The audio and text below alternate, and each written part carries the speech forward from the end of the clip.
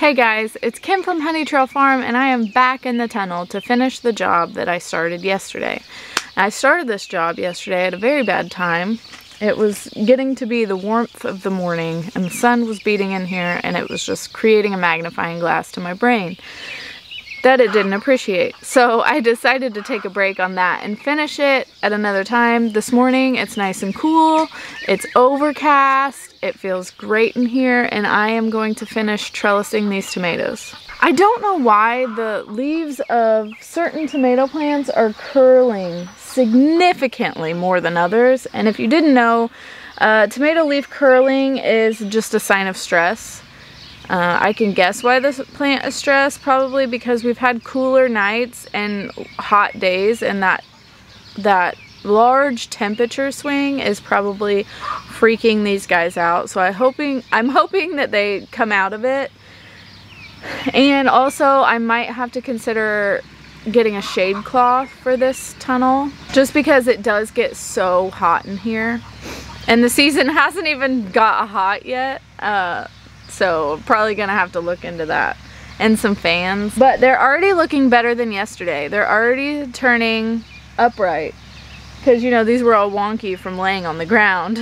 So they were all facing different directions, and they're starting to straighten up towards the sun, because tomato plants, most plants actually, will naturally curve towards the sun. I forget what the official name is called, but I did know it in my brain at some point, but my brain threw that out to make room for something else.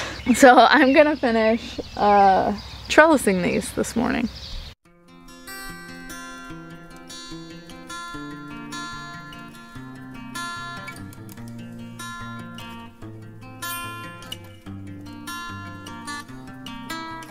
I am all done. Doesn't this look great? Look, I can walk through, freely walking without worrying about stepping on vines. My next task that I'm going to do, but not right now because I've got other things that I need to plant, is come through and trim all of the lower leaves off and all the new suckers that have formed since last time I've pruned. But I did do the first few plants in this row, and it looks so much better already. You can actually feel the breeze compared to these.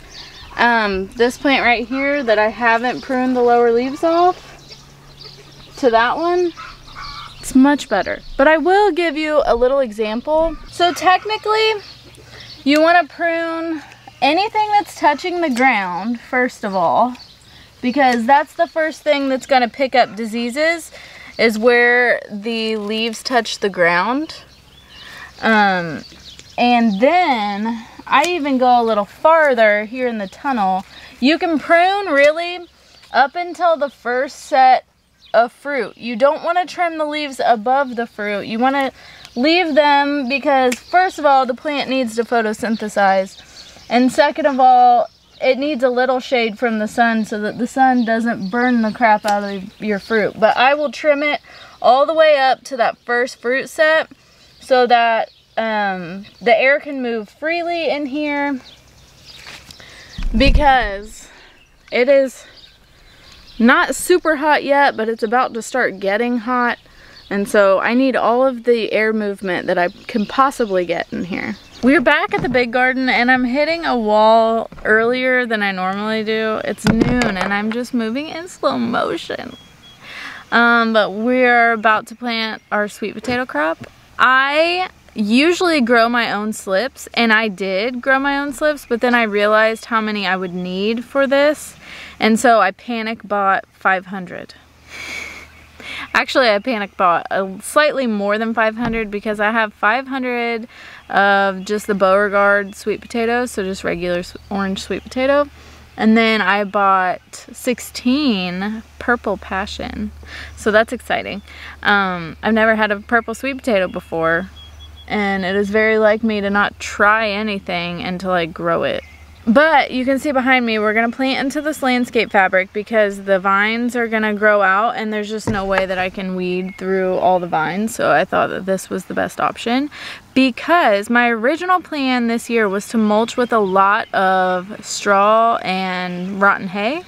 That's my preferred mulch on top of a growing bed, but I'm having a very hard time finding it organically around me. And by organically, I just mean not sprayed with anything. Like, everybody sprays their stuff with Grazon and things like that. It's so frustrating, and that's a whole nother video for another day. But like, people are offering me left and right like their barn clean out and old rotten bales of hay, and I would love to go get it, but not knowing if it was sprayed or not, and it could be detrimental to my entire crop of everything, is just terrifying. So I just can't do it. This year, luckily though, we have a pretty big hay field, and we have a deal that we get half, they get half. So next year I'm going to have, as long as our cows don't eat it all, I am going to have lots of rotten hay bales to work with. And I'm excited about that because I know that I didn't spray it. But anyway, I will tell you how I'm going to plant these sweet potatoes. And I'm going to do pretty close together because last year I made the mistake of planting them about 3 feet apart. And I just got mammoth sized sweet potatoes. I mean, like the size of a human baby. And those aren't sellable sweet potatoes. They did store really well. They didn't shrivel at all because there's lots of tuber to work with. But I am planting them 9 inches apart in a row. Just one single row down my 30-inch bed. So, we'll see.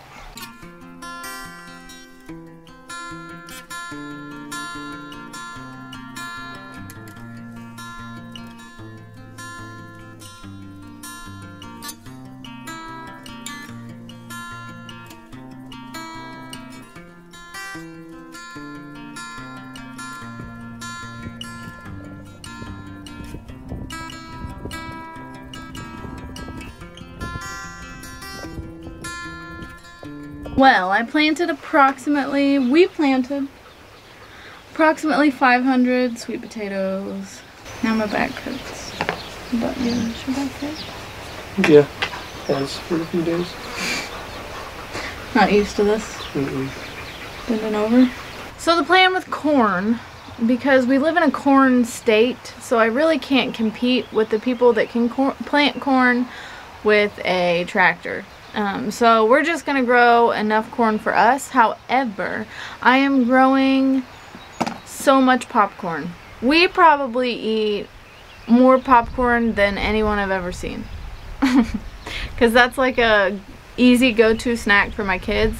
Plus, I always have popcorn on hand, and then obviously we have a cow, so we always have butter. So that's just an easy snack. So I want to plant tons of popcorn. I got 2 kinds. I can't remember. Oh, robust popcorn. That's from Johnny's. And then I have a couple heirloom varieties of popcorn. One is strawberry, so it makes like the cute little pink ones. And then the other one is... oh, and then I have a few glass gem corn seeds. And that you can either use dry, like grind into flour, or you can use it as popcorn. We're probably just going to use it as popcorn because when you grind all those colors together, you know what color it makes? It's not a rainbow. It's gray. It's ugly. So I'm just going to save it for popcorn. And this is what happens when you mess with tomatoes and then you don't wash it off immediately. It's like stuck there forever. I'm back. It's later in the day now. I've done planted all the sweet potatoes. I planted a little over 500, and now I'm gonna finish pruning because it's driving my brain crazy. I don't like to switch tasks. I like to headstrong finish the entire thing, start to finish. I don't care if I'm working for 17 hours, I need to finish it. So it bothered me that I started pruning these and then I stopped. So I'm gonna finish pruning these because they already look 100 times better. Like, look at the bottoms. You can see all the airflow possibilities. They already look better over there. And like I said, I hate starting a task and not finishing it. So for me to mentally settle down, I need to finish this task. So I'm going to. I'm gonna collect all of my clippings in this container and dump it on the compost pile, because that's another thing that I am working towards this year, is collecting lots of organic matter. Organic being the key word, not sprayed, unfortunately, but collecting everything I can so that next year I have a lot of compost to work with. So I've been super stressed because I feel like I have imposter syndrome a lot of the time, and I just feel like every single time I plant something, I never think positively. I always think like, it's not gonna work. This is the time where I plant a seed and it just doesn't pop up.